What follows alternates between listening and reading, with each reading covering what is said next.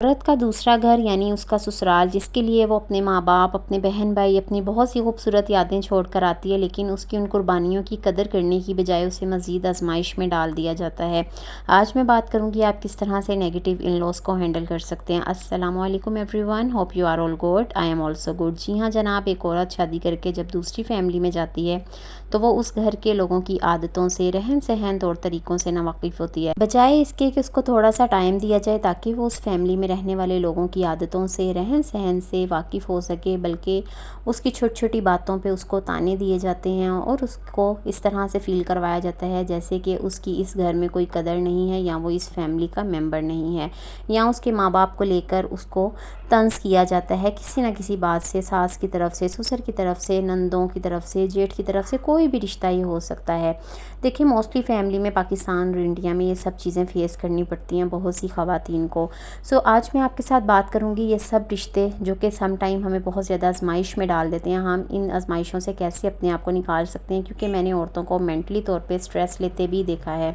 तो मेरी एक सब्सक्राइबर हैं जो कि काफ़ी टाइम से मुझे कह रही थी आपकी फैमिली सिस्टम पे बनाएं वीडियो, मेरी सास मेरे साथ बहुत ज़्यादा लड़ती है। तो मैंने सोचा चले अब मैं कमेंट में तो नहीं इस तरह से डिटेलन बात कर सकती, लेकिन मैं इस टॉपिक पे ही वीडियो बना लेती हूँ। काफ़ी ख़वातीन हैं जो इस चीज़ से सर्वाइव कर रही होती हैं। देखिए सबसे पहली जो चीज़ होती है, जब किसी भी लड़की की शादी होती है ना, तो उसकी फ़ौरन ये एक उसके माइंड में बात होती है या उसकी ख्वाहिश होती है कि उसको अच्छी बहू का टाइटल मिल जाए, जबकि ऐसा होना पॉसिबल नहीं होता है। इसके लिए वो अपने आप को भी थकाती है, जिस्म को भी अपने थकाती है, अपने जहन को भी थकाती है, लेकिन इस सब चीज़ों का कोई हासिल नहीं होता है। सबसे पहले इस बात को समझने की ज़रूरत है कि हम अपनी सास की गुड बुक में नहीं आ सकते, हम अपने ससुर की गुड बुक में नहीं आ सकते। देखें अगर आप बहुत ज़्यादा अपने सास ससुर की खिदमत करती हैं, जो कि अच्छी भी बात है, करनी भी चाहिए, लेकिन अगर उन सब चीज़ों के बावजूद भी वो आपको इस चीज़ में अप्रिशिएट नहीं कर रहे हैं, तो फिर आप डिसहार्ट हो जाती हैं एंड फिर आपके दिल में एक जो बीज है ना,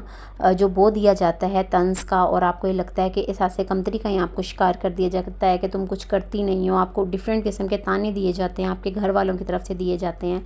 तो फिर यहाँ से स्टार्ट होती है असल में कहानी, कि फिर वो औरत ज़हनी तौर पे इस हद तक बीमार हो जाती है और ज़हनी हद तक वो इस चीज़ को, इतना दुख इस चीज़ का वो लेती है कि मैं इतना करती हूँ, अपनी सास की खिदमत करती हूँ, ससुर की करती हूँ, उनके लिए इतना कुछ करती हूँ, लेकिन फिर भी मुझे वो चीज़ें हासिल नहीं होती। फिर वो औरत क्या करती है, वो अपने माँ बाप के साथ सास ससुर का कंपैरिजन स्टार्ट कर देती है कि अगर मैं यही चीज़ अपने बाप के साथ करूँ, यही चीज़ अगर मैं अपनी माँ के लिए करूँ, तो वो मुझे बहुत प्यार करें, मेरे साथ अच्छा रवैया रखते हैं। तो देखें जो आपकी सास ससुर हैं वो आपके सास ससुर हैं, उनको हरगिज़ आप अपनी माँ बाप की जगह नहीं दे सकते हैं, क्योंकि उनको वो चीज़, वो पेन फील नहीं होगा जो आपके पेरेंट्स को हो सकता है। पता नहीं क्यों हमें इस चीज़ को लेके गलत फहमी में डाला होता है कि सास ससुर भी आपके माँ बाप बन सकते हैं, लेकिन जो आपके रियल में जो आपके पेरेंट्स हैं ना, उनकी जगह कोई भी नहीं ले सकता। तो जितनी जल्दी हो सके ना इस चीज़ को आप एक्सेप्ट कर लें। सेकंड नंबर पे चीज़ क्या है कि आप ये देखें कि आपके हस्बैंड सपोर्टिव हैं क्या वो एक्शन ले सकते हैं लोगों के सामने, अपनी फैमिली में, क्योंकि पाकिस्तान इंडिया में ये चीज़ें होती हैं कि पंचायतें लग जाती हैं, बैठक लग जाती है बड़ों की, और बस वहाँ पे मुजरिम बना के बहू को खड़ा कर दिया जाता है। फिर शोहर क्या, नंदे क्या, जेठ क्या, और जेठानियाँ क्या, सास क्या और ससुर क्या, फिर सब बस अदालत लग जाती है एंड उनमें से हर कोई जज बना होता है। ये नहीं कि कोई एक बंदा बोल रहा हो, फिर हर कोई उस औरत में खामियाँ निकालना स्टार्ट कर देता है, क्योंकि हम लोग अपनी गलतियों को नहीं देखते हैं ना, हमें दूसरों की गलतियां बहुत अच्छे से नज़र आती हैं कि फ़लाँ में ये गलती है, फ़लाँ ने इस टाइम पे ये जवाब दिया। आप ये देखें कि अगर हमारी बहू का हमारे साथ रवैया तल्ख़ हुआ है, तो हमने उसको इस स्टेज पे पहुंचाया ही क्यों एक बहू, कोई बैठे बिठाए तो कोई भी ऐसे नहीं ना हो जाता, गर्म तबीयत तो किसी की भी नहीं ऐसी हो जाती कि कोई पोलाइट वे में चल रहा है और वो उठ के बस लड़ाई शुरू कर दे। डेफ़िनेटली शुरुआत किसी ना किसी बात से तो होती है ना, लेकिन ससुराल में इन चीज़ों को ना बहुत ज़्यादा दबाया जाता है अपनी तरफ से, और जो बहू की चीज़ें होती हैं ना, उनको बहुत ज़्यादा हाइड किया जाता है। फिर जी पेरेंट्स को बुलाया जाता है, फिर पेरेंट्स को बुला के वो अलग जलील किया जाता है। तो इन चीज़ों से ना आपको चाहिए कि आप बचने के लिए ना अपनी हेल्दी बाउंड्रीज़ बनाएं। स्टार्टिंग में ही आप अपनी बाउंड्रीज़ बना लें, आपको किसी से एक्स्ट्रा फ्री होने की ज़रूरत नहीं है। आपके देवर हैं अगर छोटे घर में, अगर वो आपके रूम में आना जाना है उनका, तो आप उनको अच्छे तरीके से बोल दें, ज़रूरी नहीं है कि आप लड़ के बोलें।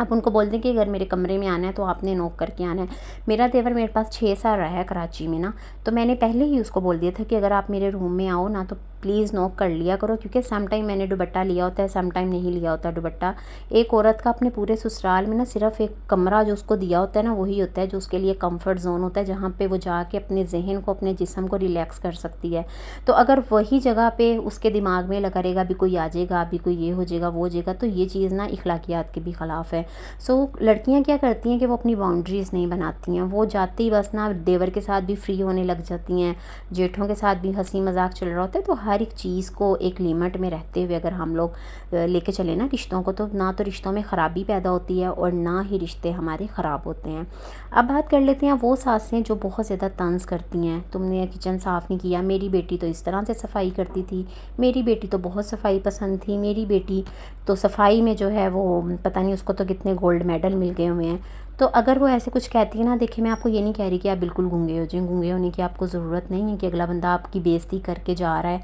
और आप खामोशी से आप बैठे हुए हैं, लेकिन आप बहुत पोलाइट वे में उनको बोल सकती हैं। स्टार्टिंग के दिनों में आप उनको कहें कि भाई ठीक है, अगर आपको नहीं पसंद आई तो मैं दोबारा कर देती हूँ सफाई, कोई बात नहीं। देखिए जब आप अपनी कमज़ोरी उनके हाथ में दे देंगे ना, तो वो फिर बार बार उस चीज़ पे आपको ठेस पहुँचाएंगे। उनको पता है कि ये चीज़ जो है ना, ये इसका दिल दुखाती है, वो फिर बार बार आपके दिल को ना जो है वो क्या कहते हैं, कीले ठोकेंगे आपके दिल में ना, कि बस हम इसको ज़ियत दें। क्योंकि ये रिलेशंस जो होते हैं ना, ये होते ही इस तरह के बहुत अजीब से रिलेशन होते हैं।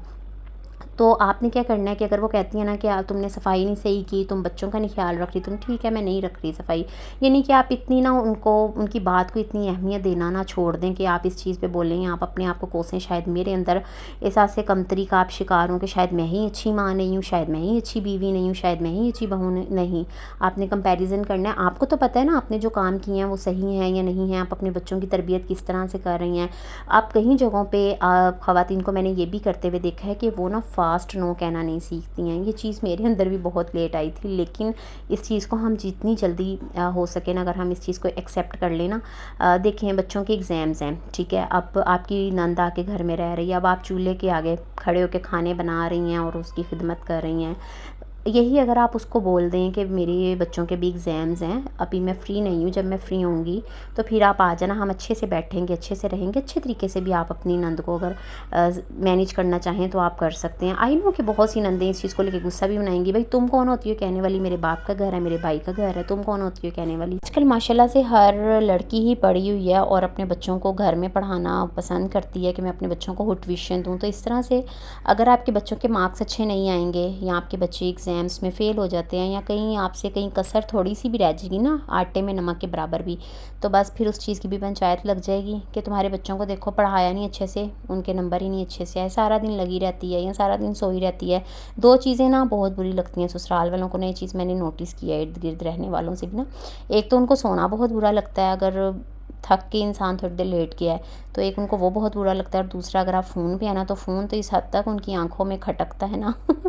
कि बस पूछे ही ना। तो बहुत सी मेरी ऐसी फ्रेंड्स भी हैं जो कहती हैं यार मेरे फ़ोन से ना, मैं काम वगैरह करके फ्री होके भी फ़ोन पकड़ूंगी तो कहती ऊपर से सास की बस गुड़ियाँ स्टार्ट हो जाती हैं। तो ये चीज़ें भी जॉइंट फैमिली सिस्टम में ना आपको बहुत ज़्यादा फेस करनी पड़ती हैं। सो यहाँ पे जो नतीजा मैं आप लोगों के साथ शेयर कर रही हूँ, इस चीज़ का मोरल क्या है, अपने आप को मेंटली तौर पे ना स्ट्रॉन्ग करें। स्ट्रॉन्ग करेंगे आप मेंटली तौर पे, आप बिल्कुल भी ये चीज़ फील ही ना कराएं कि आपकी चीज़ मुझे हर्ट करिए। अपने इमोशंस को ना अपने तक ही रखें। जब आप अपने इमोशंस को अपने तक महदूद कर लेंगे ना, अगले बंदे को पता ही नहीं होगा आपकी कमज़ोरी क्या है। बोल रहे हैं ना, अपने मुँह से बोल रहे हैं, खुद ही बोल के थक जाएंगे। कितनी देर तक बोल सकते हैं, 1 घंटा 2 घंटे 3 घंटे, आखिर कभी ना कभी तो चुप होंगी ना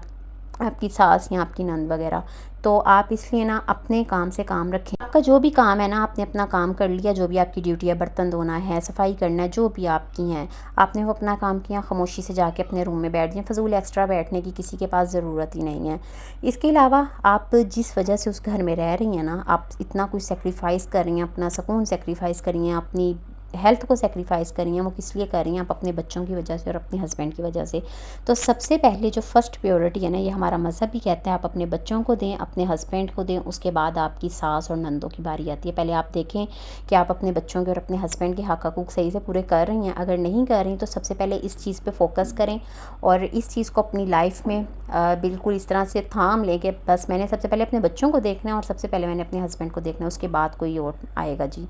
तो ये जी मैं आप आप लोगों को ये एक टिप भी दे रही हूँ कि ख़ामोशी जो है ना वो बेहतरीन जवाब होता है, लेकिन हर जगह पे ख़ामोश रहना भी आपके लिए ठीक नहीं होता है। कोशिश करें कि अपने जो ससुराली मामलात हैं उनको खुद हल करें, अपने माँ बाप को ना इन चीज़ों से दूर रखें, क्योंकि माँ बाप को बुला के ना जो बातें की जाती हैं ना वो किसी भी माँ बाप से बर्दाश्त नहीं होती। ये तो जालिम लोग हैं, इनको तो इस चीज़ का एहसास नहीं होगा ना। तो अगर आपके हस्बैंड आपके माँ बाप को गालम गलोच कर रहे हैं या आपके माँ बाप को कुछ बुरा बोल रहे हैं, तो इस चीज़ की भी टेंशन नहीं लें, क्योंकि जो गालियाँ आपके माँ बाप को वो दे रहे हैं ना, वो दरअसल वो अपनी तरबियत दिखा रहे होते हैं कि हमारी तरबियत क्या की हुई है हमारे माँ बाप ने। तो मन मन में मुस्कुराया करें, हंसा करें, खुशी से ना इजहार किया करें कि ये अपने माँ बाप को गालियाँ दे रहे हैं, मेरे माँ बाप को गालियाँ नहीं दे रही, ये अपने माँ बाप को गालियाँ दे रहा है। सो आई होप कि आज की वीडियो आपको अच्छी लगी होगी। हमेशा पॉजिटिव रहें, ऑलवेज़ पॉजिटिव रह के अपनी ज़िंदगी गुजारें, अपने बच्चों पे फोकस करें, अपने बच्चों की अच्छी तरबियत पे फोकस करें। रोज़ में आप रह रहे हैं, आपका गोल ये होना चाहिए कि आप अपने बच्चों की अच्छी तरबियत करके ना बस आप सबके मुंह बंद कर दें, बस डेट्स इट। मैं तो यही कहूँगी आपको। और अपने शोहर को छोटी छोटी बातों पे उसकी माँ को लेके बातें नहीं करें, क्योंकि ये लोग चिढ़ते हैं बहुत ज़्यादा, लिहाजा खामोश रहें। तो इंशाल्लाह जी मिलूँगी अब आपसे नेक्स्ट व्लॉग में। अपना ख्याल रखिएगा। अल्लाह हाफ़िज़।